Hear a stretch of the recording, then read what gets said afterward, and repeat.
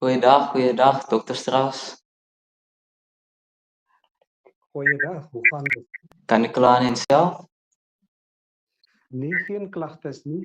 Ek sit maar net die kamera af want dit affekteer my klankkwaliteit. Nee, dis reg, dokter Strauss. Kan ons dalk begin? Yes, jy kan begin. Okay, ek wil net eers dankie sê dat u tyd maak vir hierdie onderhoud.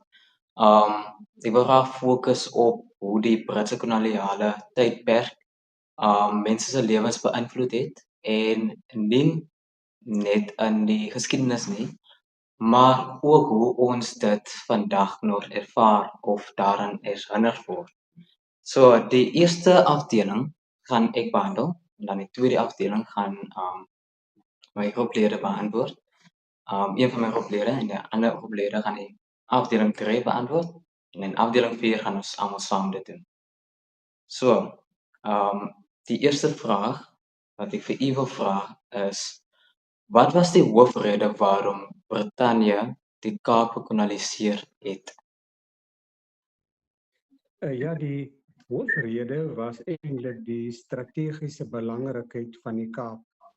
'n Mens moet onthou dat in daardie tyd het Brittanje handel gedrywe met die ooste en veral speserye vervoer vanaf die ooste na Europa toe. So vir hulle was die Kaap belangrik, soort van 'n halwegstasie, en dan moet mense ook onthou dat die Hollanders het alreeds die Kaap gebruik as halwegstasie. So Brittanje het gesien dat dit kan werk, want as jy miskien nou mense op die skip gehad het wat siek geword het, kon hulle dan 'n kans kry aan die Kaap om te herstel. Of as daar miskien enige breuke aan die skip was, dit ook aan die Kaap herstel. So die Kaap was van strategiese belangrikheid in terme van die punt dat dit amper soos 'n halwegstasie gebruik kon word. En dan die Kaap was ook militêr belangrik. Op daardie stadium het die Engelse of die Britte en die Franse was in 'n oorlog gewikkel. En die een wat die Kaap beheer het 'n goeie posisie gehad in terme van die Suid-Atlantiese Oseaan. En die Engels of die Britte het besef dat as die Franse die Kaap sou oorneem, sou dit vir Brittanje baie moeilik wees om handel te kon dryf met die ooste, en in hierdie oorlog met die Franse sou die Franse dan 'n voordeel gehad het as hulle die Kaap sou beset het. So in kort, die hoofrede was basies die strategiese belangrikheid van die Kaap. Dankie meneer.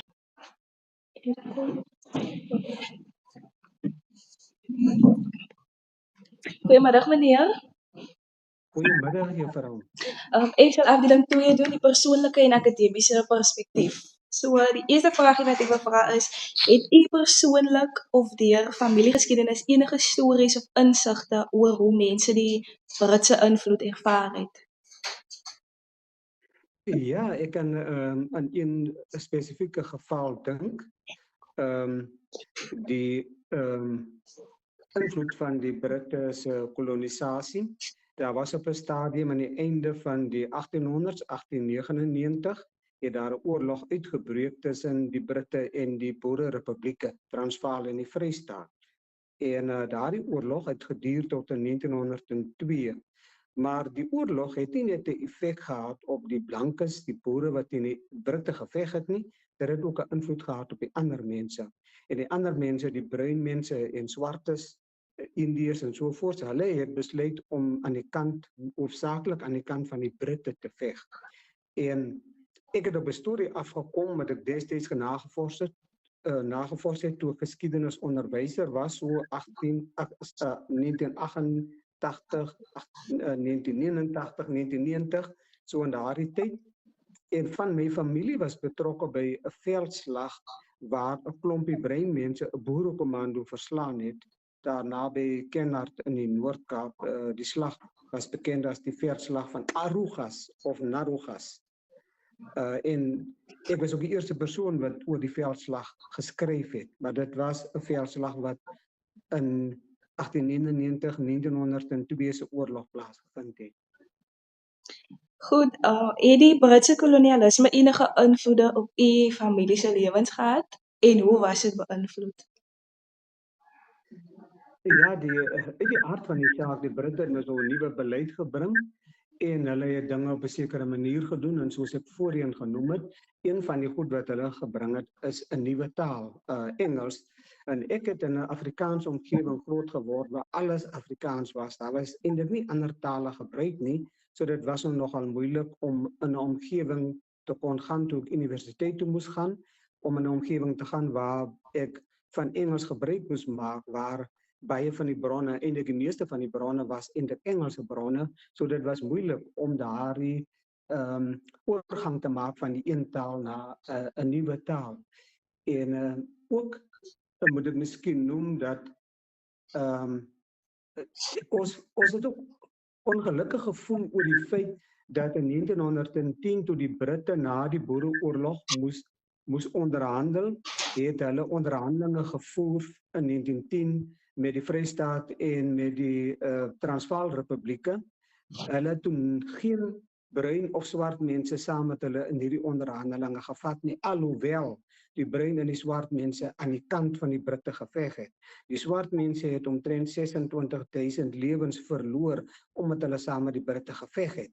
Maar in 1910 is hulle nie saamgevat om te gaan onderhandel oor 'n nuwe grondwetlike bedeling vir Suid-Afrika nie, en dit is nogal iets waaroor ons nie gelukkig was nie en nog vandag nie gelukkig is nie. So, as 'n geskiedenisdosent, het u navorsing of belangstelling wat direk verband hou met hierdie onderwerp? Ja, soos ek vroeër genoem het ek as geskiedenisonderwyser baie navorsing gedoen oor verskeie kwessies, onder andere die Britse kolonisasie. En ek het natuurlik afgekom op die oorloë wat geveg was daar in die Noord-Kaap op die Oranje rivier, waar die Britte teen die Koranas geveg het en waar die Koranas vir 'n lang tyd die Britte ore aangesit het. Die Britte het selfs van Zululand af Zulu soldate ingebring om saam met hulle teen die Koranas te veg.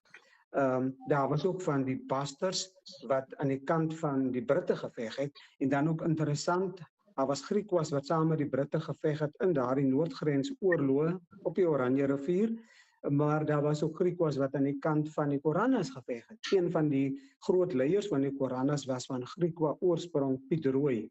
En hulle almal, Piet Rooi, Karl Reiters, Willem Reiters, Thomas Pofadder, Klaas Papier, Gert Peerkat, Klaas Springbok, almal daardie mense, daai leiers, is in daardie tyd in hegtenis geneem en baie van hulle is Robben-Eiland toe gevat as politieke gevangenes. So die Koranne-oorloë het is uiteindelik klaar gespeel toe hierdie mense na Robben-Eiland toe verban was. En dan soos ek genoem het, die veldslag van Arugas, waar ook breinmense 'n boerekommando ore aangesit het. Ook was dit vir ons 'n goeie ding dat die Britte in die apartheidsjare deel was van die anti-apartheid stryd. Hulle het byvoorbeeld die wetgewing gehad om hulle se spelers te verhoed om in Suid-Afrika te kom speel, omdat die Suid-Afrikaanse spanne was toe net blanke spanne gewees. En ons is bly daaroor dat hulle die anti-apartheidsbeweging ondersteun het. Die laaste vraagie vir afdeling 2, is daar 'n spesifieke wet of gebeurtenis onder die Britse bewind wat u dink 'n blywende invloed gehad het op mense se lewens? Ja, ek dink veral die slawewetgewing in die 1800s, vroeg in die 1800s en tot so by 1834 het die Britte wette uitgevaardig om slawerny te verbied. Dit was 'n baie goeie ding. Maar hulle het nie net die wette gemaak om slawerny te verbied nie, hulle het selfs moeite gedoen om hulle se skepe uit te stuur op die Suid-Atlantiese Oseaan. Omdat Brittanje die grootste vloot gehad het ter wêreld op daardie tydstip, kon hulle baie skepe uitstuur om te soek vir slaweskepe. En wanneer hulle die slaweskepe gevind het, is daardie skepe geneem na Sint Helena Eiland, wat omtrent in die middel van die Suid-Atlantiese Oseaan geleë is, omtrent so 3500 kilos van die Kaap af. En dan is die slawe afgelaai op die eiland as vrye mense en die bemanning van die skip is in hegtenis geneem en die skip is vernietig. So die Engelse of die Britte het baie moeite gedoen om slawerny stop te sit, en daaroor is ek baie bly vir die wetgewing wat hulle gebring het, want baie van die Suid-Afrikaners is eintlik afstammelinge van slawe. Ek is ook een van hulle. So dit is vir my belangrik dat die slawe vrygestel was deur wetgewing wat deur die Britte gemaak was en dat die Britte dit ook toegepas het. Dankie meneer, ek gee oor aan my volgende geroeplid. Goeiemiddag meneer, ek is verantwoordelik vir afdeling 3, die reaksie en die weerstand van die mens. Die eerste vraag lees as volg, of is as volg: hoe het mense in die Kaap reageer op Britse beheer? Was daar weerstand? Ja, daar was inderdaad weerstand geweest en 'n mens kan dit ook sien in byvoorbeeld die klomp oorloë wat geveg was aan die oosgrens in die Visriviergebied waar veral die Xhosa in opstand gekom het teen die Britte omdat die Britte hulle se grond oorgeneem het. Maar dan moet 'n mens weer eens vanuit alle hoeke kyk, is dit nie die Xhosa wat teen die Britte in opstand gekom het aan die oosgrens nie. Die Khoi groepe wat daar gewoon het saam met die Xhosa geveg teen die Britte. En daar was selfs blankes wat ook saam geveg het. Soos byvoorbeeld een van die trekkers, Koenraad Buys, het aan die kant van die Xhosa beklei. Inteendeel die Koenraad Buys het selfs 'n kind gehad by die Xhosa koning se vrou, een van sy vrouens. En hy het saam met hulle beklei in hierdie oorlog teen die Britte. So die punt was nie 'n kleurding net swart teen wit nie. Van wit het ook aan die kant van die Xhosa en die Khoi groepe teen die Engelse geveg of die Britte aan die oosgrens. Maar min of meer dieselfde tyd toe die oosgrensoorlog plaasgevind het die noordgrensoorlog ook plaasgevind in die Appington omgewing op die Oranje rivier. En daar sou die Koranas basies teen die Engelse beklei. En soos ek reeds vroeër gesê het, was dit 'n moeilike stryd vir die Engelse. Dit het vir 'n lang gevat om die oorlog te wen. Maar vandag nog kry mens plekke daarso wat die verhaal vertel van hierdie oorlog, soos McTacker's kamp, wat vernoem is na kaptein McTacker. Curry's kamp, wat vernoem is na kaptein Walter Curry. Dit is plekke daar tussen Keimoes en Appington. Dyson's Klip is ook vernoem na kaptein Dyson en sovoorts. So die bewyse van hierdie oorloë is nog te vind. En dan natuurlik die weerstand op die groot trek. Toe van die blanke boere, wat hoofsaaklik Hollanders en Hugenote was, toe hulle besluit het om te trek uit die Kaapkolonie, omdat hulle nie meer onder die Britte wou staan nie. En weer eens moet 'n mens oog kyk vanuit verskillende hoeke. Dit was nie 'n wit trek nie. Daar was mense wat van ander kleur was wat saamgetrek het. En hoe weet ons dit? By die slag van Bloukrans in KwaZulu-Natal is die boere aangeval. Die boere was in 'n weg, die manne en die vroue was toe aangeval. En die dag daarna het die sendeling 'n verslag gedoen dat omtrent die helfte van die mense wat daar gesterf het by Bloukrans was Khoi. Nou wat soek die Khoi daarso? Hy was daar van die saamgetrek.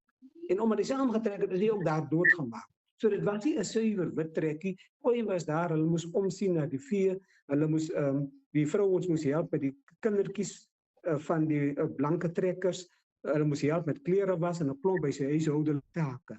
So hierdie trek het ook plaasgevind as gevolg van weerstand teen die Engelse bewind of die Britse bewind. En hulle was natuurlik veral ongelukkig oor die taalkwessie, dat Engels nou die enigste amptelike taal geword het. Wat was die rol van Afrikaners, inheemse groepe of gemengde gemeenskappe se reaksie op Britse kultuur en mag?